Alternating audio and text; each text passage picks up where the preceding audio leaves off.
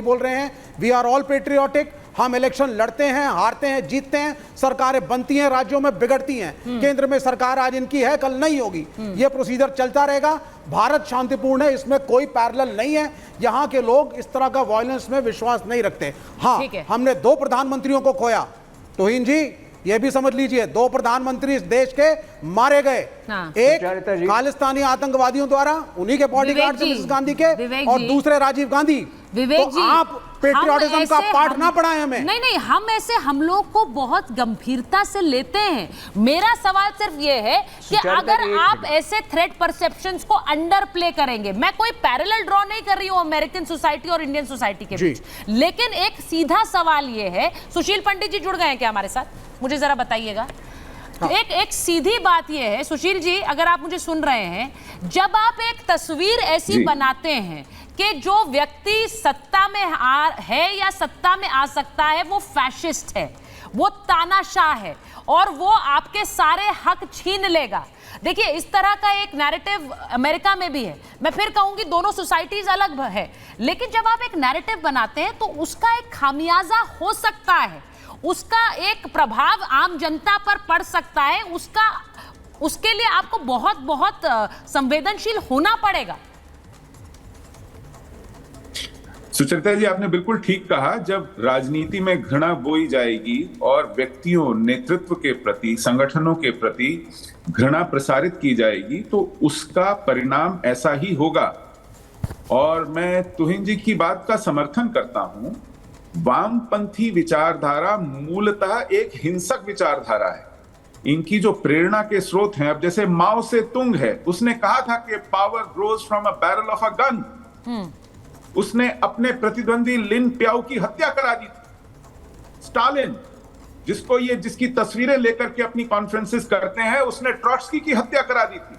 अपने प्रतिद्वंद्वियों को मार डालना, उनका मूल नाश कर देना, उनको उम्र भर जेलों में बंद रखना। और फिर भारत की राजनीति में आप केरल में खूनी खेल देखते हैं, जहां पर वामपंथी विचारधारा सर चढ़ के बोलती है। आप बंगाल में देखते हैं, ममता बनर्जी से खुद पूछ लीजिए कि उन्होंने किस तरह की हिंसा का सामना किया है। ये जो माओवादी पूरे आप जानते हैं, तिरुपति से पशुपति का जो कॉरिडोर है, वो कौन सी विचारधारा है? सुशील जी, नक्सलियों की विचारधारा बड़ा कमबैक हुआ वामपंथियों का इलेक्शन के थ्रू। पोल पॉट कौन से वामपंथी थे? हाँ, और ज्योति बसु 34-35 साल जो बंगाल में रूल किया, इलेक्शन के थ्रू किया। केरल में सरकार भी इलेक्शन कमीशन की पार्टी जीत रही है। ठीक है, तो ये मत करिए आप। Learn to respect the election commission of India. डालने के लिए बदनाम है, और यही बदनामी आज इस विचारधारा के साथ चिपकी हुई है। ये कितना भी झूठ बोले, यहां पर ये कितना भी पाखंड करें, कौन सा यहाँ चुनाव लड़ते हैं, लेकिन किस तरह से चुनाव लड़ते हैं, कैसे बमों और छुरों और बंदूकों का इस्तेमाल करते हैं। जहां जिन जिन राज्यों में इनका प्रभुत्व है, वहां कितनी हिंसा है, राजनीतिक हिंसा कितनी है। अगर ये देखिए, उत्तर भारत में चुनाव लड़ते हैं, यहाँ इनका प्रभुत्व नहीं है। गोडसे के समर्थकों से लेसन नहीं लेना सर, लेकिन जहां के समर्थकों से लेसन नहीं लेना, वहां पर चुनावों में कैसी हिंसा होती है पूरा देश जानता है। मैं एक चीज प्रेम कुमार जी के पास जाऊंगी। पाखंड की अपेक्षा नहीं करनी। मैं प्रेम कुमार जी, पाखंड के अलावा और कोई अपेक्षा नहीं। ये जिस तरह का एक ट्वीट है, मैं उसको पढ़ रही हूँ, जिसमें अब ये आप ट्वीट करने वाले पर सवाल उठा सकते हैं। कपिल मिश्रा जी ट्वीट कर रहे हैं, वो कह रहे हैं कि Rahul led Congress party is creating a hate filled environment in India. वो ये कह रहे हैं कि राहुल गांधी इस तरह के हमलों को एंडोर्स करते हैं। जो बात अभी थोड़ी देर पहले तुहिन सिन्हा जी कह रहे थे कि एक जूता फेंका गया बनारस में, उसके बारे में भी उन्होंने लिखा। बनारस में एक काफिले पे जूता फेंका गया, तो उसको एक तरह से सही ठहराने की कोशिश की गई, ये कह के कि ये तो इसी का नतीजा है जो ये कर रहे हैं। अब अगर इस तरह ये छोटी चीज होगी, जूता फेंकना बड़ी चीज नहीं है, लेकिन जूता फेंकने से गोली तक कब बात चली जाती है नहीं पता होता। ट्रंप के ऊपर भी इससे पहले इस तरह से लोगों ने कोई अटैक किए हैं। लेकिन आप मुझे बताइए कि किसी भी घटना को अगर आप सही ठहराने लगेंगे या कहेंगे ये तो नतीजा है, ये जो कर रहे हैं इसी वजह से हो रहा है। वो देश के प्रधानमंत्री हैं। प्रेम कुमार जी, चारिता जी, जिस व्यक्ति का ट्वीट आप जिक्र कर रहे हैं, हाँ, उस व्यक्ति की इतनी हैसियत नहीं है कि उस पर हम लोग टिप्पणी करें। ठीक है, वो कोई नहीं है हाँ, कि हम उसकी बात पर टिप्पणी करें। लेकिन मुद्दा है ना, मुद्दा तो बड़ा है। मुद्दा हम आपके मुंह से सुनेंगे। आपकी नहीं, बात। आप उस पर टिप्पणी मत करिए। चलिए, मैंने फिर वही कहा कि आप उन पर सवाल उठा देंगे, मैं उस पर टिप्पणी नहीं कर रही। इसलिए मैं बहुत संयत भाषा में बोल रहा हूँ। अभी देखिए जो चर्चा हो रही ना, हाँ। कम्युनिस्टों के बारे में भी एक लाइन रखी गई कि सत्ता बंदूक की गोली से निकलती है। ये आइडियोलॉजी इंडिया में बैन है। बहुत सारे नक्सलवादी जो इस सोच के हैं उस पर प्रतिबंध है। और जो पार्टी सत्ता में है, प्रजातंत्र की धारा में है, मुख्य धारा में है, वो कम्युनिस्ट पार्टी ऑफ इंडिया है, मार्क्सिस्ट है, तमाम लोग, ये लोग उस हिंसा का प्रतिनिधित्व या उसका समर्थन नहीं करते। इसके बावजूद घालमेल करना, ये राजनीतिक स्पर्धी को एक पेंट करके कि वो आतंकवादी है, यह गलत सोच है।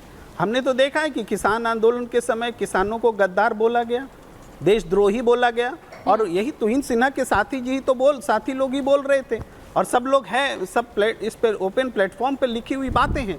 तो लेकिन अपनी ही देश की जनता को, अपनी ही प्रतिपक्ष को, अपनी ही देश की राजनीतिक लोगों को आप देशद्रोह, गद्दार, अर्बन नक्सल, टुकड़े गैंग, तमाम तरह की बातें गढ़ करके बोलते हैं। और लेकिन जब सवाल आता है कि आप पर कोई कुछ बोलता है तो नाक आपकी ऊंची है, हम पर कैसे बोल दिया भाई, देश में अशांति फैल जाएगी।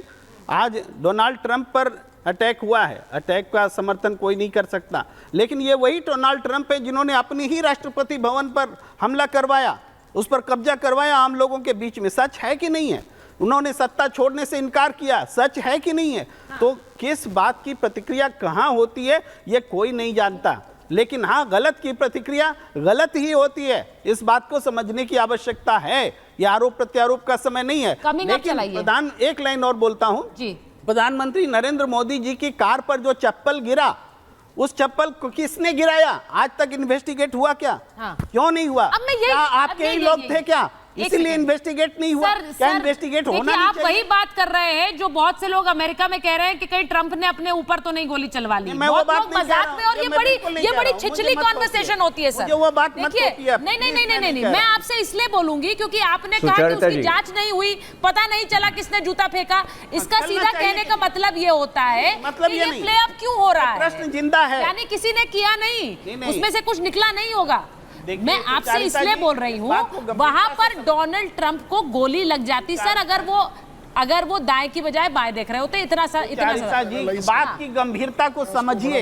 मैं उसकी गंभीरता को समझ रही हूँ। It was about a man's life, इसीलिए मैं बोल रही हूँ। अब बोलने नहीं देंगे तो मुश्किल हो जाएगी। सुचारिता जी, बहुत एक सीरियस दो लाइन कंक्लूड कर रहा हूँ, आप बोलिए ना, प्लीज बोलिए। देखिए, ये चप्पल फेंका गया, कार पर चप्पल फेंकी गई, वहां पर कोई पटाखा भी हो सकता था, वो कार जल भी सकती थी, कुछ भी हो सकता था। आज तक हमें पता नहीं चलेगा क्या कि किसने चप्पल भी नहीं फेंका या नहीं फेंका। क्या इस देश को जानने का हक नहीं है? क्यों छिपाया जा रहा है देश से? कौन लोग थे जिसने चप्पल फेंका? चप्पल फेंकना और गोली चलाना दोनों इक्वेट करते हैं हम, दोनों बराबर के ये अपराधी हैं। कर्नल सिंह सर, मैं आप सबके लिए कंसिडरेशन दे रहा हूँ कि किसी ने अपने ऊपर हमला करवाया या नहीं करवाया। कृपया कर स्लो मोशन में इस पर्टिकुलर क्लिपिंग को, जहां ट्रंप बोल रहे हैं, इसको जरा एक बार इवैल्यूएट कर लीजिए। मैं आपको एक्ट करके दिखा रहा हूं, उससे आप एसेस कर लीजिए।